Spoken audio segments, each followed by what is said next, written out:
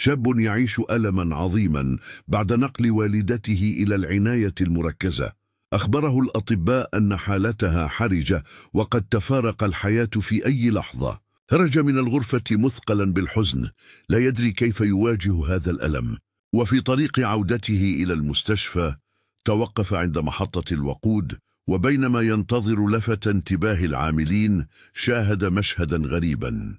قطة تحت قطعة كرتون تحيط بها صغارها حديثو الولادة عاجزون عن المشي. تساءل: كيف ستطعمهم أمهم ومن سيهتم بهم؟ شعر بشيء يحرك قلبه، فاشترى علبة تونة وقدمها للقطة، ثم مضى في طريقه. عندما وصل إلى العناية المركزة فوجئ بأن سرير والدته فارغ. تسارعت نبضاته وسأل الممرضة بقلق: أين والدتي؟ ابتسمت وقالت: لقد تحسنت ونقلناها إلى غرفة أخرى. أسرع إليها فوجدها جالسة. سألها عما جرى فأجابت بصوت ضعيف: رأيت في منامي قطة وصغارها يرفعون أيديهم إلى السماء يدعون لي بالشفاء.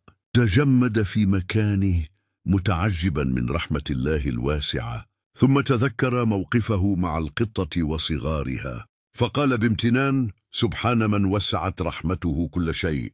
صدقة صغيرة دفعت بلاء عظيما. قال رسول الله صلى الله عليه وسلم: داووا مرضاكم بالصدقة. صل على النبي أو استغفر واجعل يدك تشهد عليك بالخير.